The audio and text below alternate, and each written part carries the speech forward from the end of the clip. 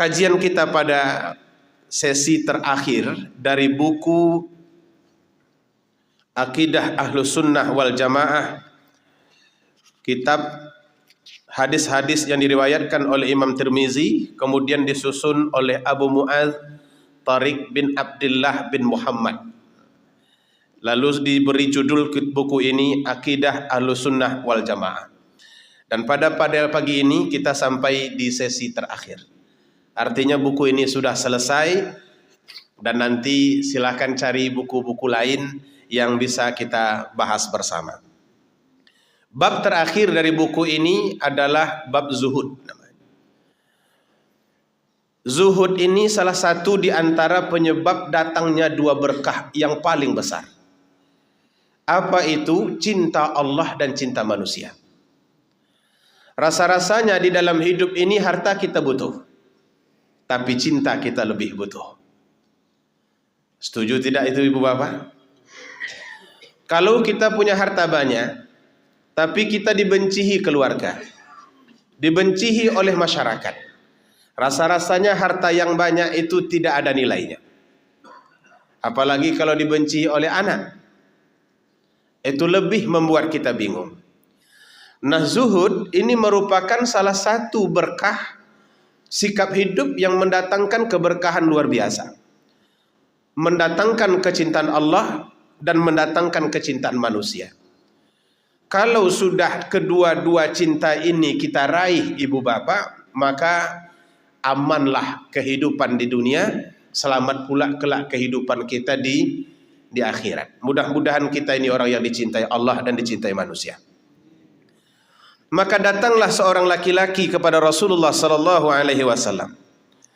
Beliau bertanya, "Ya Rasulullah, dulluni ala amalin idza amiltahu ahabbani Allah wa ahabbani an-nas." Ya Rasulullah, kata beliau, tunjukkanlah kepadaku satu perbuatan, satu sikap dan satu akhlak, di mana kalau aku melakukannya ahabbani Allah, Allah mencintaiku, wa ahabbani an-nas, dan manusia pun mencintaiku.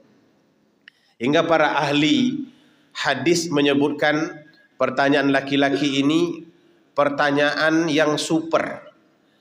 Biasanya orang bertanya bagaimana masuk surga, yang dia inginkan satu jenis.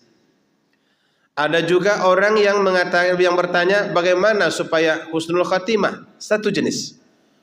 Tapi dia ingin menghimpunkan kedua-dua berkah, cinta Allah dan juga cinta manusia. Ibu bapak, kalau kita dicintai Allah, dibenci manusia, mungkin kita masih santai. Kalau kita dicintai manusia, dibenci Allah, itu kira-kira gimana tuh? Ini akan ribet. Dan yang lebih parah, dibencihi Allah dan dibencihi oleh manusia. Ada seorang tokoh politik, setelah masanya berakhir, tak lagi berada di sana. Beliau, tapi ini namanya juga real yang bergerak di medsos. Kita ini korban medsos ini ibu bapak, termasuk saya. Beliau menyanyi bila Israel datang memanggil. Karena sebetulnya beliau mengharapkan panggilan-panggilan yang lain. Tapi ternyata manusia itu takkan selalu dipanggil. Ada masanya untuk kita, ada masanya pula untuk orang lain. Entah betul entah tidak, saya pun tak tahu. Tapi katanya begitu, saya nggak mau mendengarnya. Cuman melihat videonya saja dan baca. Oh iya pula. Dan komentar-komentar setelah itu begitu jelek-jelek.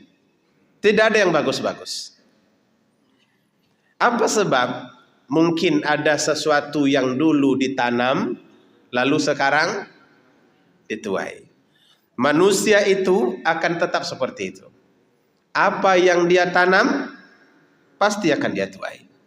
Maka kalau yang menyebabkan cinta manusia yang ditanam, maka yang dituai adalah cinta manusia. Tapi kalau ditanam itu kebencian manusia, kebencian Allah Ta'ala, maka kita pasti akan menuai kebencian-kebencian itu. Zuhud ini salah satu di antara penyebab cinta. Cintanya Allah dan cintanya manusia. Maka dikatakan Rasulullah sallallahu alaihi wasallam, "Izhad fid dunya." Hendaklah engkau zuhud di dunia, yuhibbukallah, niscaya Allah akan mencintaimu. Wazhad fima indan nas, dan bersifat zuhudlah engkau dengan apa yang ada pada manusia, niscaya manusia akan mencintaimu. Hadis ini diriwayatkan oleh Ibnu Majah. Jemaah sekalian yang Allah muliakan, tentu kita ingin tahu zuhud itu apa.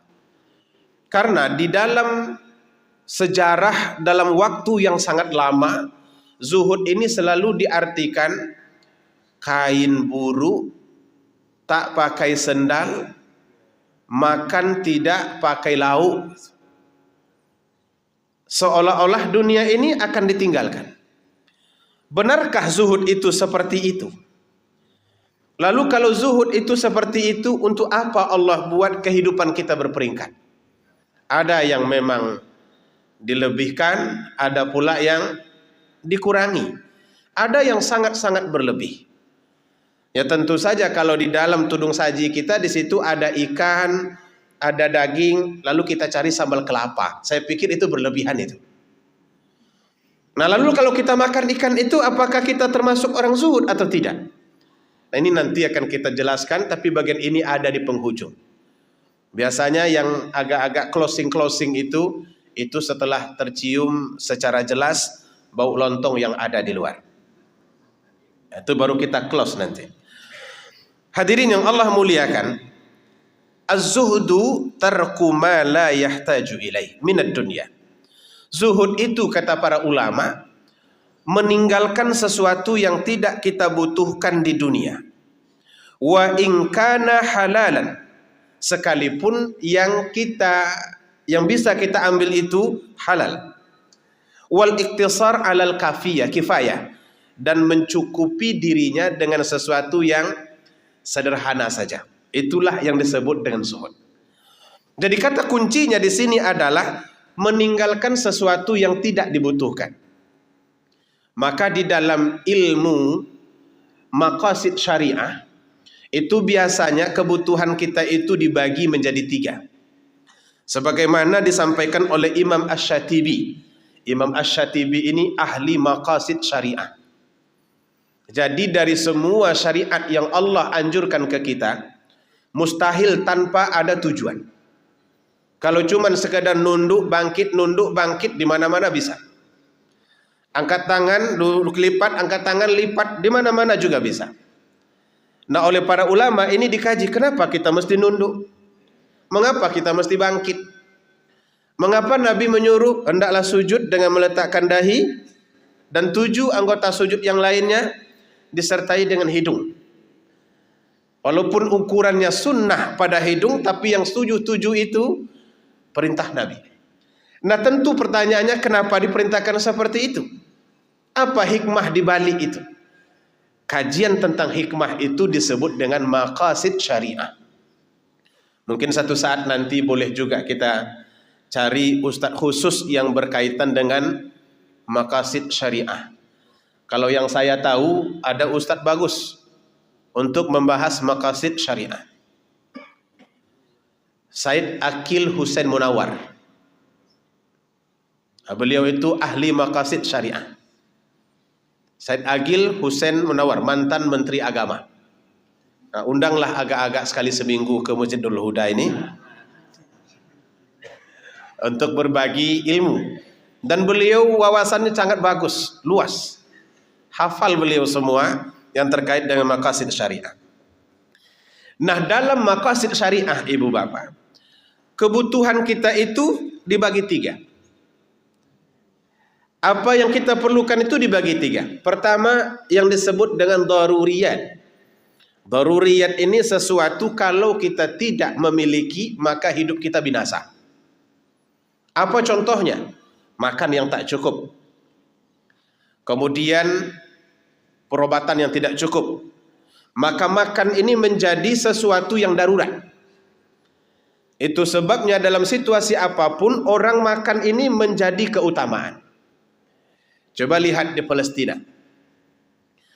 Kalau sekiranya Israel itu memerangi Hamas itu hanya dengan cara membunuh mereka, menghancurkan bangunan, maka mereka tidak akan bisa. Karena bangunan Hamas itu tidak di atas, di bawah tanah masalahnya. Lalu bagaimana cara membuat Hamas itu menyerah? Tutup seluruh aliran makanan. Maka mereka tutup perbatasan Rafah supaya makanan tak masuk.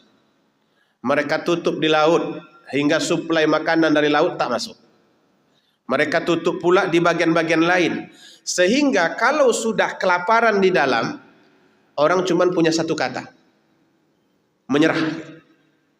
Karena orang tidak akan mampu bertahan dalam kondisi kelaparan, tapi mampu bertahan dalam kondisi bom meledak di mana-mana. Karena itu, maka makan itu merupakan bahagian terpenting dari hidup. Ini disebut dengan istilah daruriyat. Daruriyat itu darurat yang sangat asas. Tingkat kedua dari kebutuhan manusia itu dalam maqasid syariah, hajiat namanya. Hajiat ini kalau kita tak memiliki, kita tidak binasa, tapi penting.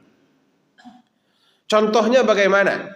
Kendaraan yang bisa kita pakai untuk ke masjid, atau pakaian yang bisa menutup diri, itu termasuk hajiat. Istilahnya kalau kita tak punya pakaian-pakaian seperti ini, kita tak akan mati.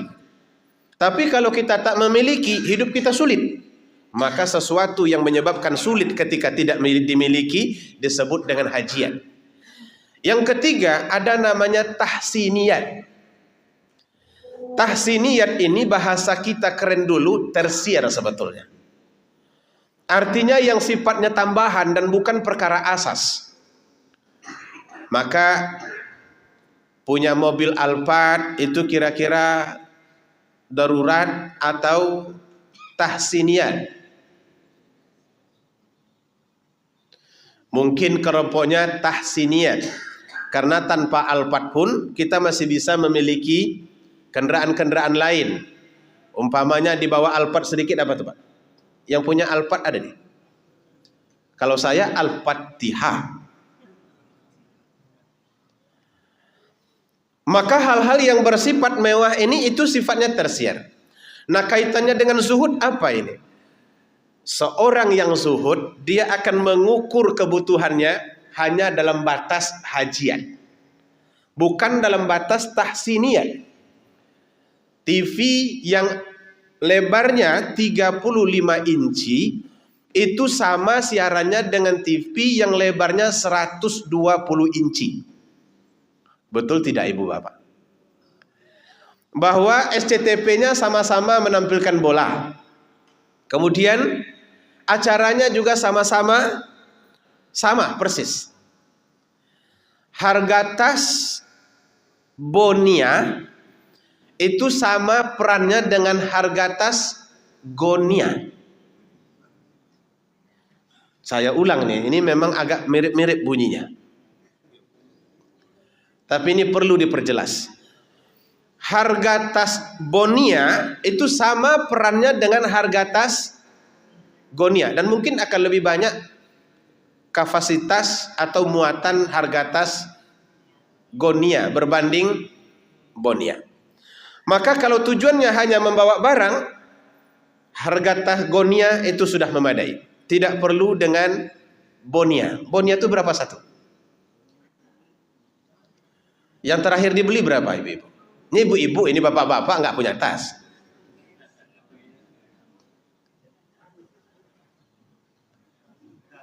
Berapa Pak? 7 juta? Taruhlah 7 juta. Yang asli 7 juta Bonia. Tapi kalau Gonia itu cukup 70.000. Kira-kira ketika kita membawa tas Gonia itu dengan gambar di situ, ada merek, apa namanya, jam gadang, boykit tinggi. Sewaktu-waktu keluar pula gonia-gonia yang lainnya, pulau cinta. Apakah berkurang kita ketika itu? Tidak sebetulnya. Lalu kenapa manusia lebih senang membeli yang hebat-hebat itu? Nah, inilah perbedaan antara zuhud dan tak zuhud. Jadi orang yang zuhud itu dia tidak akan menambah sesuatu yang tidak menjadi asas. Itu tidak terlalu penting baginya. Dompet yang harganya 5 juta, itu kira-kira bedanya dengan dompet yang harga 50 ribu apa, Pak? Sementara posisinya tetap dalam kantong, nggak akan kelihatan. Bedanya apa, Pak? Dibilang untuk bergaya di dalam kantong pula. Kalau ukurannya ukuran tebal, maka yang 50 ribu itu bisa dimasukkan sebanyak mungkin kertas. Hingga dia tebal. Lalu kenapa milihnya yang 5 juta? Kecenderungan-kecenderungan seperti ini adalah bawaan hubbud dunia, kecintaan terhadap dunia, sehingga kita ingin memperlihatkannya berlebihan. Ada rasa senangnya di situ. Nah, padahal tanpa itu juga sebenarnya bisa. Nah, inilah perbedaan antara orang zuhud dan tak zuhud.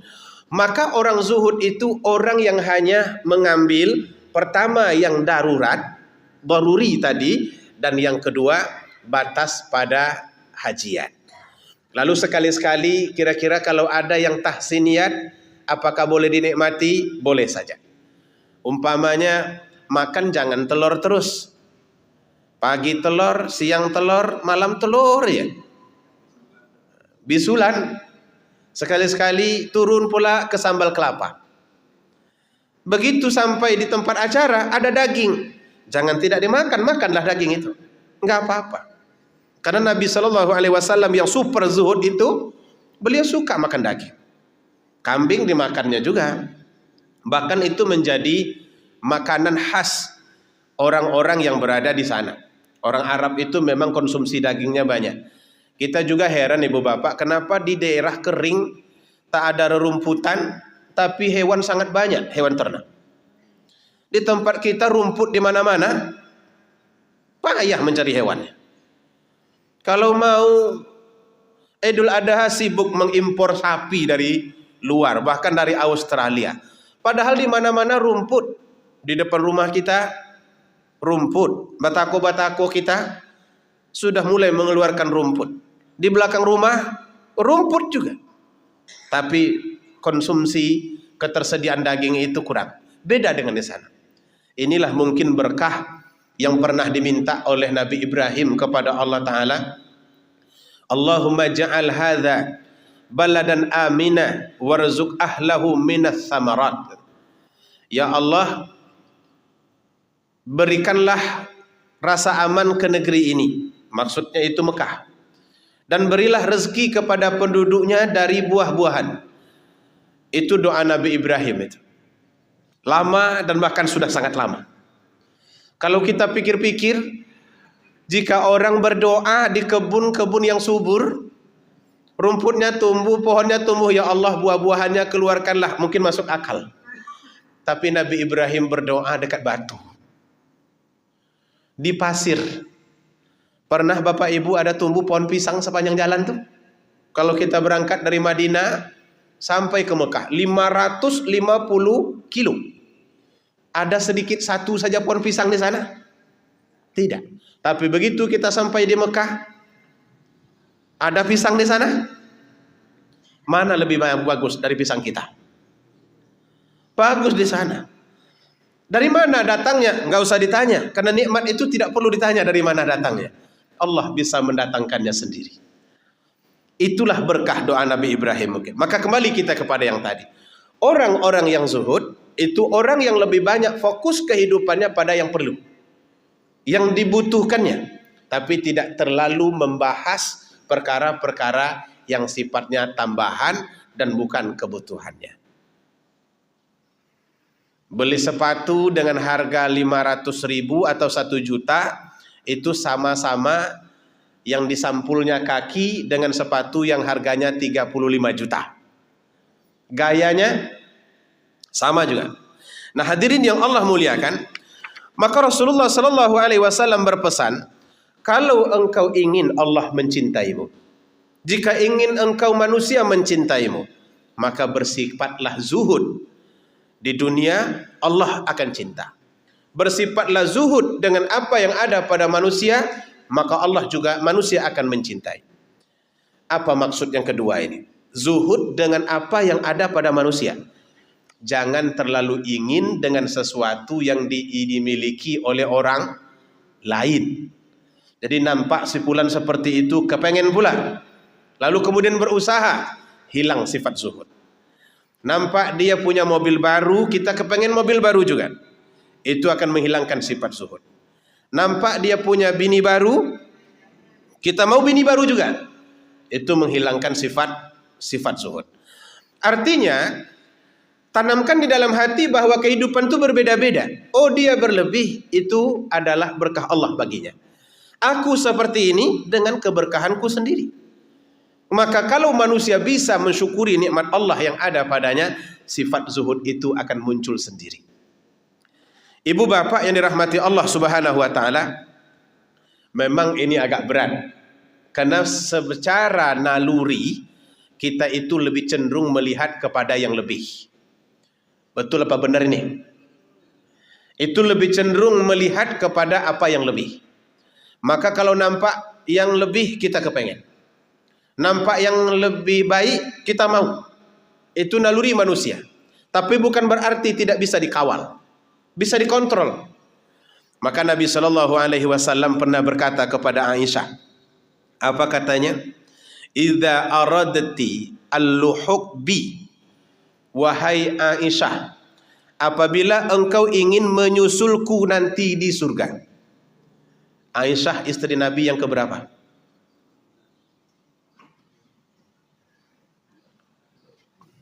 Berapa istri Nabi, Pak? Bapak-bapak biasanya tahu deh.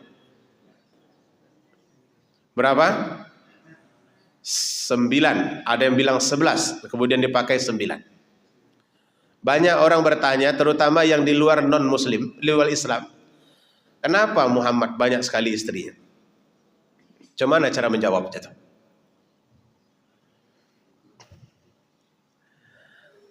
Kalau kita lihat dari sejarah, maka kita akan mengetahui jawabannya.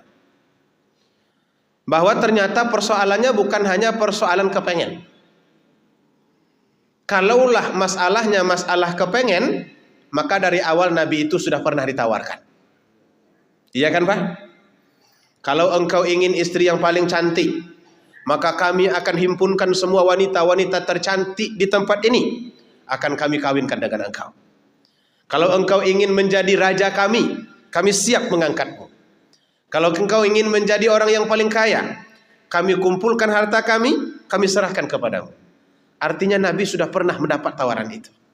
Tapi beliau tidak mau. Justru terjadinya ini setelah itu. Maka kalau kita lihat, adanya istri Nabi dengan jumlah lebih daripada orang lain, ini tidak terlepas dari situasi dakwah yang menghendaki. Di mana kalau itu tidak digunakan, maka akan menimbulkan efek lain dari melemahnya semangat dakwah dan lemahnya umat Islam. Sebagai contoh, ibu bapak, terjadi perang Uhud. Di perang Uhud itu ada 73 sahabat yang meninggal dunia. Kalau 73 orang meninggal dunia, sekiranya satu orang meninggalkan satu istri, 2 anak, berapa orang di situ yang tidak punya suami? 70. Berapa orang anak yatimnya? 150. Untuk kawasan seukuran kota Madinah, dengan 70 orang yang tak punya suami, itu berbahaya. Ditambah lagi, biasanya orang Arab tidak memiliki satu istri. Umumnya lebih dari satu. Nah, kalau setiap orang punya 2, berapa yang akan tidak punya suami di situ? Ini membahayakan, memunculkan nanti gejala sosial yang tidak sehat. Kalau banyak di situ orang yang tidak punya suami, anak yatim juga banyak, lemah umat Islam. Maka Nabi biasanya kalau sudah perang, itu beliau mendata siapa yang wafat, dan kemudian apakah dia meninggalkan orang rumah. Sekiranya ada, maka ditawarkan kepada yang lain, supaya diambil. Jangan sampai dia tidak punya suami, dan anak-anaknya jadi anak-anak yatim. Maka biasa ketika itu, engkau mau menikah? Mau. Si fulan itu meninggalkan istri, engkau ambillah, engkau nikahi. Dan orang-orang ketika itu semuanya paham. Baik laki-laki ataupun perempuan paham bahwa ini adalah masa perjuangan. Maka laki-laki tidak ada yang komplain, perempuan tidak ada yang komplain. Nah, kalau sekarang kan situasinya beda. Itu sudah berbeda-beda. Oleh karena itu, Aisyah ini merupakan istri ketiga Nabi. Yang pertama Khadijah, yang kedua Saudah namanya. Saudah ini pembatas antara Aisyah dengan Khadijah. Dalam kisahnya beliau sudah cukup tua sebetulnya. Tapi ketika Nabi ditinggal oleh Khadijah, kelihatan hidup itu tempang, ibu bapak. Memang laki-laki ini kalau sudah ditinggal oleh istrinya, jangan nunggu lama-lama, cari saja istri yang lain. Berbahaya. Nanti dia bisa kolep. Gayanya saja yang kuat ini, kalau ditinggal bini, pingsan juga. Dia bisa kolep. Maka cepat carikan pasangan hidupnya. Karena dia tidak bisa mengurus dirinya sendiri. Coba tinggalkan 2 minggu di rumah dia sendiri. Bungkus Indomie di mana-mana. Semua yang bisa nampung jadi asbak rokok. Kaos kaki di atas TV. Sepatu di mana-mana. Di belakang itu mulai bungkus sate nantongga, sate bundo kanduang, apalagi dan sate-sate yang lainnya berserakan di mana-mana. Itu kelemahan laki-laki. Maka saran saya bapak-bapak, kalau sudah memang tidak ada lagi ibu, menikahlah segera. Setuju tidak ibu-ibu? Kok jadi kecil suaranya ini gimana nih?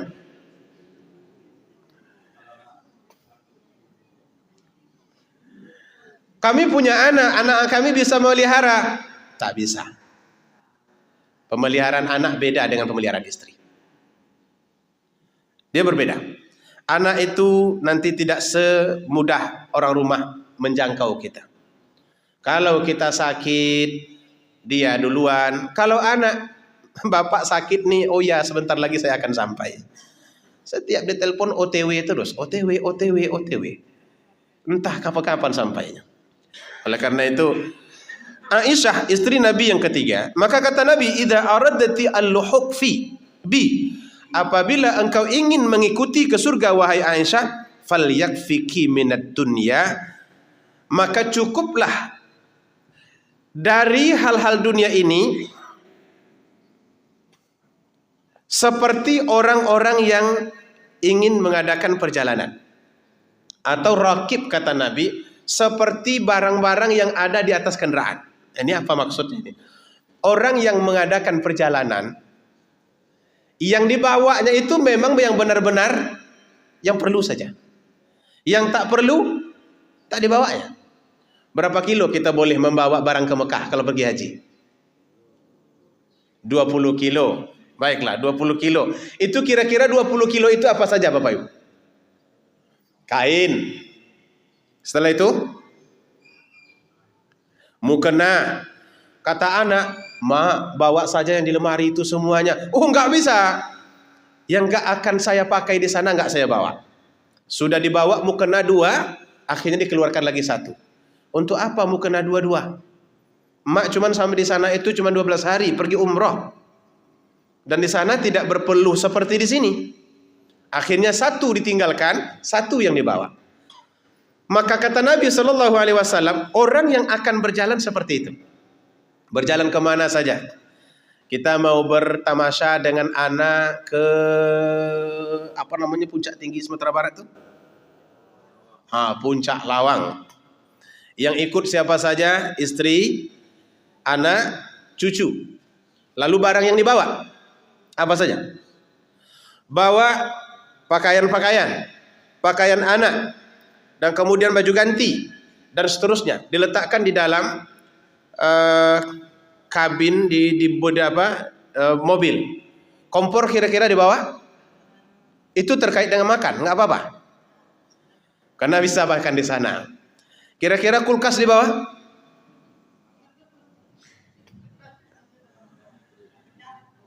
Tak mau minum sejuk? Tidak. Karena di sana ada kulkas yang bisa kita pakai. Tinggal ambil saja lagi. Orang sudah cokkan. Rice cooker di bawah? Coba bayangkan ibu bapak, ketika perjalanan kita akan kita adakan, maka manusia pasti hanya memilih yang penting-penting baginya. Pesan Nabi kepada Aisyah, kalau engkau ingin nanti menyusulku ke surga, pilihlah dalam hidupmu yang penting-penting bagimu. Yang tak penting itu jangan engkau buat. Dan jangan engkau ambil. Apalagi menyibukkan diri dengan hal itu. Artinya ini menjadi kunci dia bersama Nabi. Walaupun kalimatnya ini kepada Aisyah, ibu bapak, apakah cuma ini untuk Aisyah? Tidak. Biasanya hukum itu memang ada asbabnya, tapi dia berlaku secara umum untuk seluruh umat manusia. Bahkan termasuk untuk kita. Artinya kalau kita mau seperti ini, maka kita termasuk orang-orang yang zuhud. Tidak mengambil dan tidak pula menggunakan sesuatu yang tidak diperlukan baginya. Sementara kita kan ada model, ini yang perlu dijelaskan, ada model investasi, mencari sebanyak mungkin, setelah itu ditinggalkan. Apakah ini berlawanan? Sebenarnya tidak. Yang tidak boleh itu adalah apabila benda ini menjadi perhiasan hati dan kemudian kita mati-matian dalam mencarinya. Dengan target bahwa kalau ini terkumpul nanti akan menyenangkan. Padahal realitanya tidak pernah dibawa. Tapi kalau memang diberikan berkah, diberikan kelebihan dalam harta. Orang ini kan tak sama ibu bapak. Ada orang bekerja mati-matian yang dapat sedikit aja. Ada orang yang bekerja santai-santaian yang dapat banyak. Lalu haruskah dibuang yang banyak ini? Tidak perlu membuang yang banyak itu.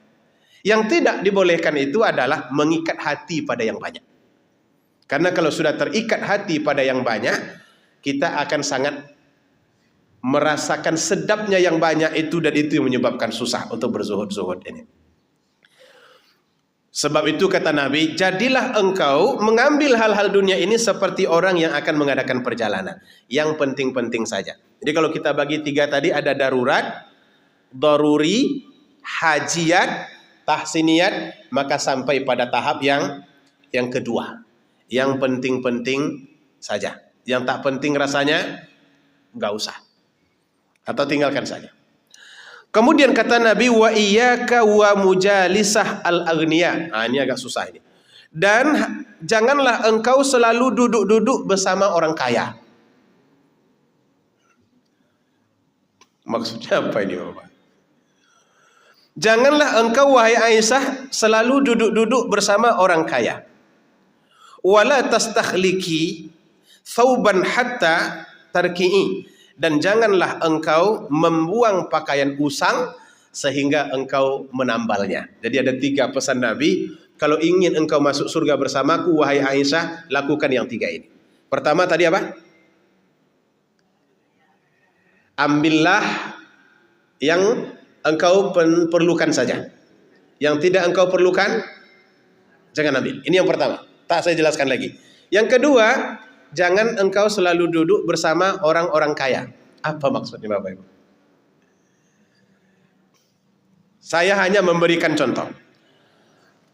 Apa perbedaan rasa ketika orang selalu duduk bersama orang kaya dan ketika dia duduk selalu bersama orang miskin? Apa bedanya?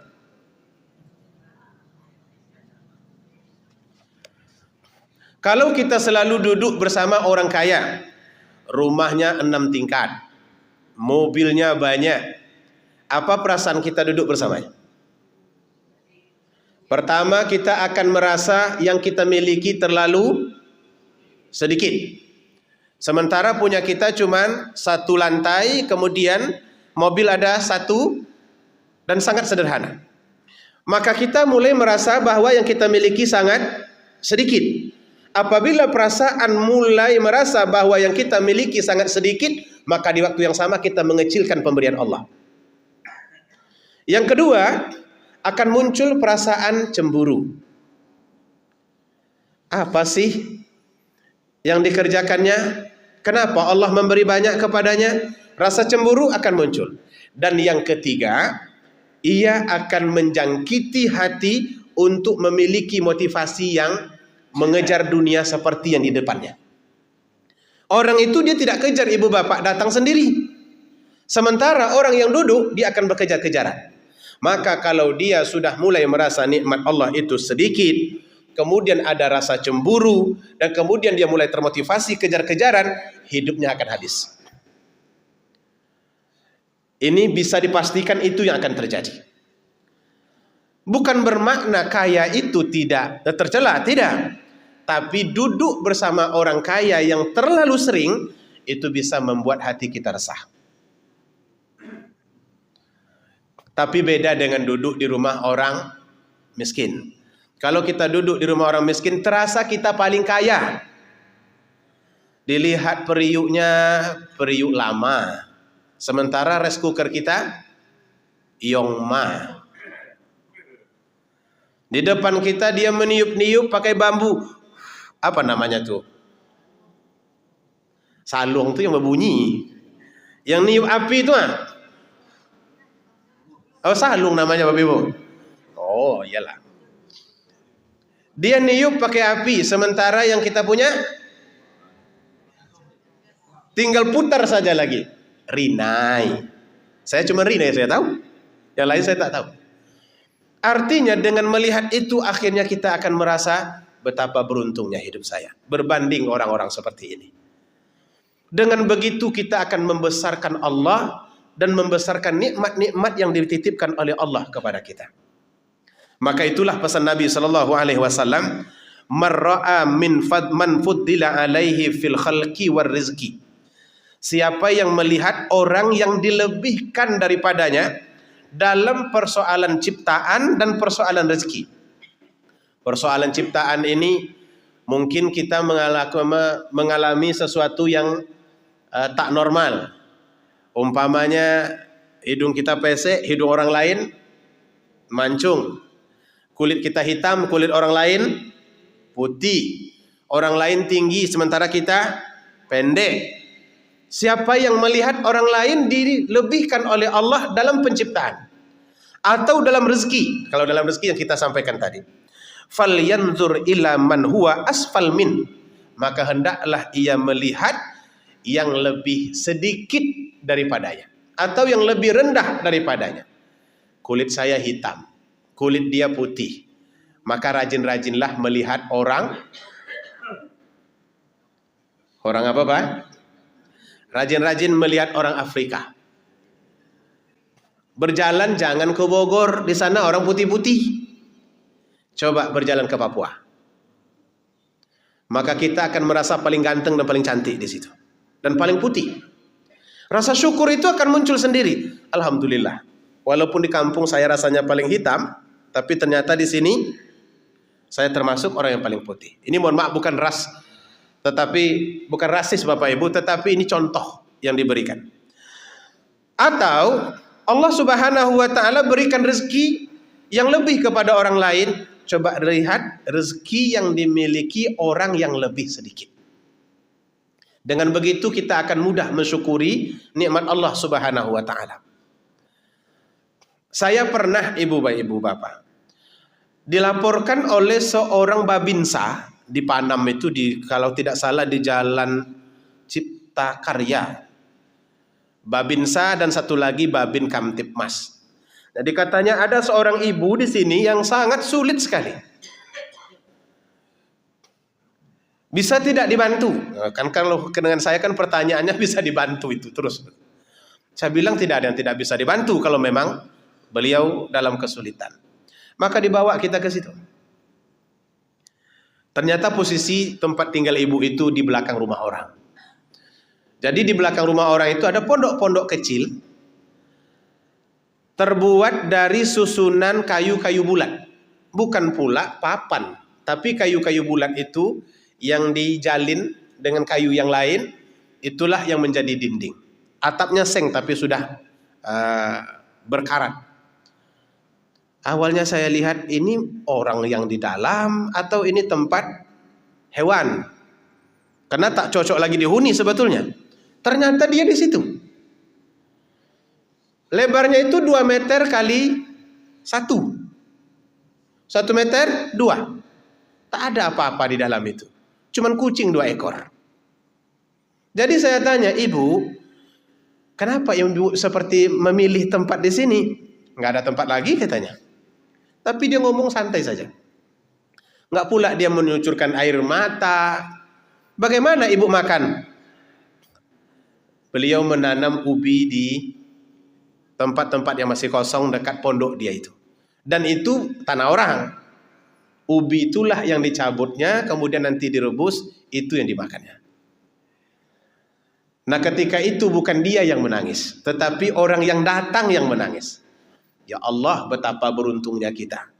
Teringatlah istri komplain bahwa topi koki ini tidak terlalu putih. Kayaknya dicampur orang. Orang yang jualnya katanya.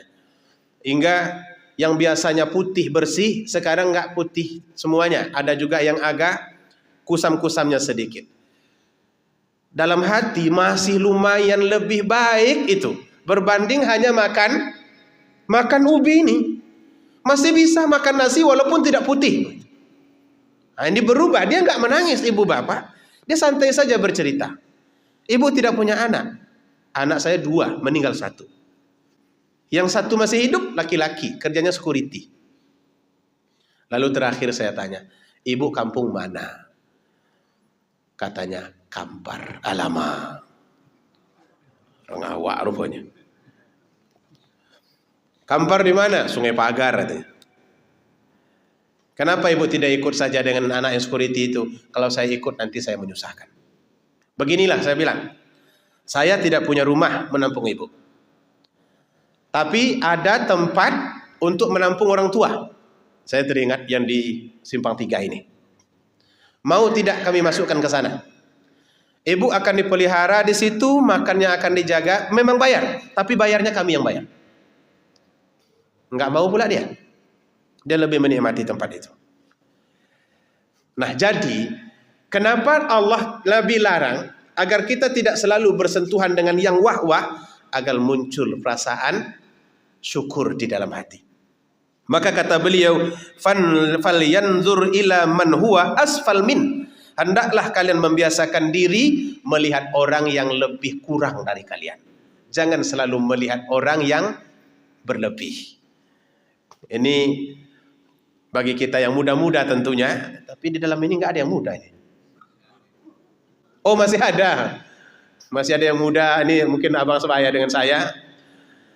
Ini penting sekali untuk kita miliki prinsip ini, karena hidup kita pasti tidak akan sama dalam di kehidupan dunia ini. Ada orang yang kita lihat berlebih. Ada hajat kita tapi orang duluan yang mendapat. Agar jiwa kita tenang, maka hendaklah kita melihat orang yang lebih sedikit dari kita. Jangan selalu melihat orang-orang yang berlebih. Itu pesan Rasulullah sallallahu alaihi wasallam. Kemudian faman fudila alai. Kemudian kata Nabi sallallahu alaihi wasallam, maka hendaklah ia melihat orang yang lebih rendah daripadanya. Fa innahu ajdaru wa alla yazdari nikmatallah alaihi. Dengan demikian maka kita tidak mudah meremehkan nikmat Allah yang telah Allah berikan kepada kita. Artinya rasa syukur itu akan muncul. Hadirin yang dirahmati, di penghujung pembahasan ini saya akan menyinggung sedikit tentang apakah orang kaya bisa zuhud? Bisa Pak Ibu? Baliklah kalau itu lagi dah selesai.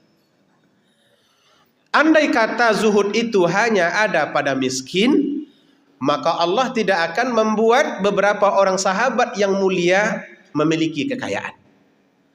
Contohnya siapa? Utsman, kemudian Abdurrahman, kemudian Ubaidah bin Jarrah, dan lain-lain sebagainya. Di antara sahabat-sahabat yang diberikan karunia berlebih oleh Allah Ta'ala. Mereka kaya dan harta bendanya banyak. Kalau sekarang kita lihat orang kaya itu cenderung berwakaf di mana-mana, maka kita akan bisa melihat wakaf Utsman bin Affan di Madinah. Kalau kita pergi ke sana, nanti lihat di situ ada hotel, di situ masih tertulis kalimatnya Waqfu Utsman bin Affan. Wakaf Utsman bin Affan. Kapan beliau meninggal dunia, ibu bapak? 1400 tahun yang lalu. Tapi saking banyaknya harta bendanya, wakafnya itu masih berdiri di kota Madinah pada hari ini dalam bentuk hotel. Artinya ketika beliau hidup, beliau bukanlah orang sederhana. Beliau orang kaya. Tetapi masalahnya, yang kenapa dia bisa menjadi orang yang zuhud? Kayanya itu di sini, bukan di sini. Jadi kayanya itu dipegangnya. Surat atas nama Utsman, kebun atas nama Utsman, ternak atas nama Utsman, tapi di genggamannya, tidak di dalam hatinya. Maka ketika musim paceklik datang di kota Madinah, beliau amat risau kalau nanti musim ini terlalu panjang. Maka beliau pesanlah 60 ekor onta untuk membawa makanan dari luar. Tak sabar beliau menunggu 60 ekor onta itu datang. Begitu 60 ekor ini sampai di kota Madinah, dia pun bergegas menurunkan barang-barang makanan itu dan membaginya kemana-mana. Pertanyaannya, yang membuat dia berbagi-bagi dengan mudah ini apa? Tanda bahwa harta itu cuma ada di tangannya, tidak ada di hatinya. Kita pernah mengalami musim paceklik yang lebih parah. Saat COVID melanda, warung-warung kecil semuanya tertutup. Abang-abang ojol semuanya merana. Seluruh, jangankan yang kecil, yang besar, Giant, itu perusahaan besar. 2 di Riau tutup. Sebegitu dahsyatnya dampak dari hal itu semua. Banyak orang-orang yang tidak bisa mengkonsumsi makanan dengan baik. Tetapi apakah semua orang bisa tampil seperti Utsman bin Affan? Tidak, ibu bapak. Makanya saya waktu itu mengkritik. Ini direkam ini. Ini masalahnya menyebut anggota DPR, ini masalahnya nih. Potong saja nanti. Saya mengkritik anggota DPR. Anggota DPR itu mereka tidak pergi, mereka di rumah, tapi gajinya jalan. Saya pernah mendapat berita bahwa untuk pakaiannya saja itu 1 bulan 5 juta. Insentif apa namanya tuh ya? Untuk bajunya 5 juta. Saya bayangkan kalau sekiranya 1 tahun itu nggak perlu beli baju. Karena rasa-rasanya belum akan jelek. Ini sudah 4 tahun ini bapak, masih bagus. Nggak usah beli baju dulu 1 tahun itu. 5 juta itu belikan ke beras. Kalau 5 juta belikan ke beras, itu sudah hampir 1 ton. Dengan begitu bagi-bagikanlah setiap bulan itu. Saya membayangkan Utsman bin Affan itu muncul seperti itu. Tapi ternyata tidak ada yang menindaklanjutinya. Hanya bayangan saja. Nah, Utsman bin Affan begitu kaya, tapi beliau dikatakan zuhud. Sebab beliau memegang harta itu cuma di tangannya, tapi tidak di hatinya. Maka ketika terjadi kesulitan dimanapun, beliau selalu yang ingin tampil duluan, memberikan bantuan. Tentara Romawi akan menyerang. Maka beredarlah desas-desus di kota Madinah. Mereka sangat takut. Karena kalau sekiranya perang itu terjadi di kampung, korban akan sangat banyak. Sementara ekonomi sedang lesu. Tentara banyak, kendaraan tak ada. Kuda tidak ada. Onta juga tidak ada. Maka saat itu Utsman lagi-lagi muncul sebagai penderma. 950 ekor kuda. 1 ekor kuda itu berapa satu? Yang biasa-biasa yang kita tunggang untuk di Bukit Tinggi itu Pak, berapa satu itu? 40 juta.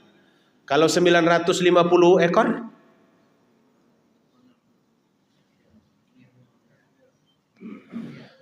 Hah? Miliaran. 950 ekor ditambah dengan unta 50 ekor. Jadi 1000. Itu diberikannya begitu saja. Nah, karena itu artinya zuhud tidak mesti miskin. Zuhud bisa juga berada di dalam situasi kaya. Apabila kekayaan itu tidak menjadi perhiasan hati, tapi menjadi perhiasan tangan di dalam beramal.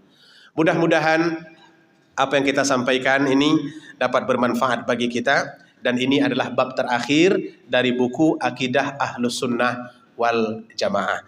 Semoga bab-bab yang sudah kita sampaikan melalui buku ini ibu bapak dapat kita ingat. Ya, walaupun memang susah, karena di waktu tua ini agak susah memang mengingat-ingat itu, dan kita amalkan di dalam kehidupan kita. Demikian mungkin yang dapat disampaikan, lebih dan kurang mohon maaf. Kita tutup dengan membacakan Alhamdulillahirabbil alamin dan doa kafaratul majelis. Subhanakallahumma wa bihamdika asyhadu an la ilaha illa anta astaghfiruka wa atubu ilaik. Wassalamualaikum warahmatullahi wabarakatuh.